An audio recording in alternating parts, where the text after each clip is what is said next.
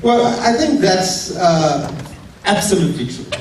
And if you look at the conversation we've had here, I think 80% of our conversation was about Mangaung.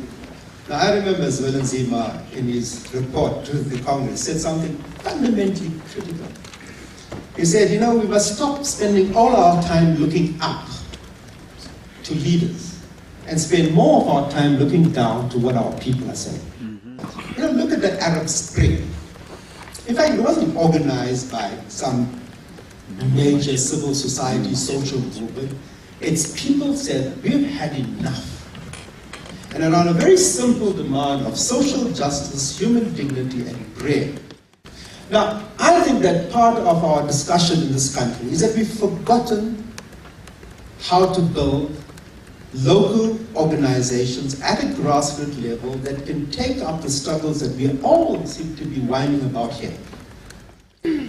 And so we spend as NGOs an inordinate amount of time staring upwards to donors and serving what the donor wants, the bean counter sitting in some foreign capital wants, rather than looking at how we organize our people. And so I think the fundamental lesson that we have forgotten is how do we organize people so that they can take control of their lives and fight the battles that they need to fight, and what are the tools we need to provide in order that they're able to do that. So that you don't have further Maracanas, you don't have service delivery protests where people burn down schools and libraries. You spoke about how predatory elites dominate our economy and politics. Now, you were a prominent member of the revolutionary movement. You have, I would think, still deep connections with the ANC. Why is it that those people, those predatory elites, have risen to where they are in the ANC? And why have people like you, or why do people like you not have that place, that leading role in the ANC any longer?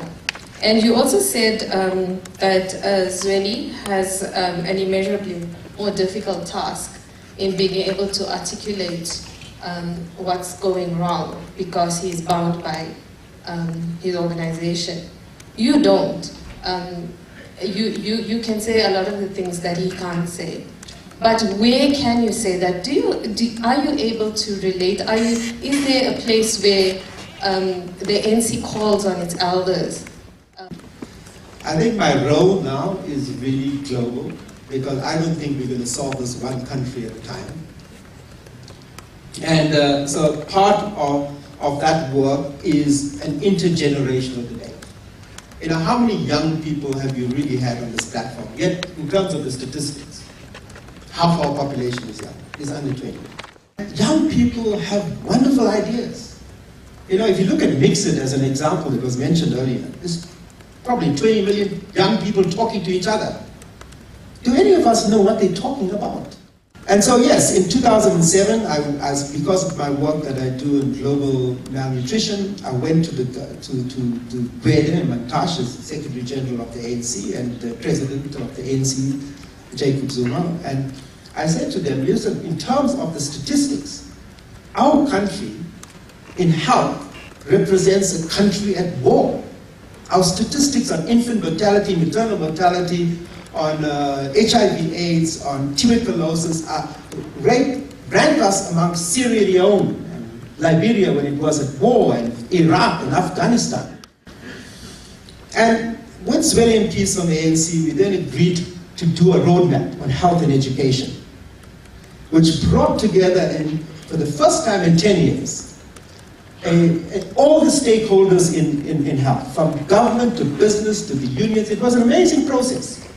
It led to two roadmaps, one in education, one in health. In health, when Barbara Hogan came in, she took the document and she hit the road running with it. And Aaron Motsoaledi, as a fantastic health minister, has gone on to implement many of his recommendations. And so what happens? The statistics on mother-to-child transmissions is falling, the HIV infections are falling. We can see progress. In education, it was ignored. This is 2012. 5 years later, we've had to go to court on this issue.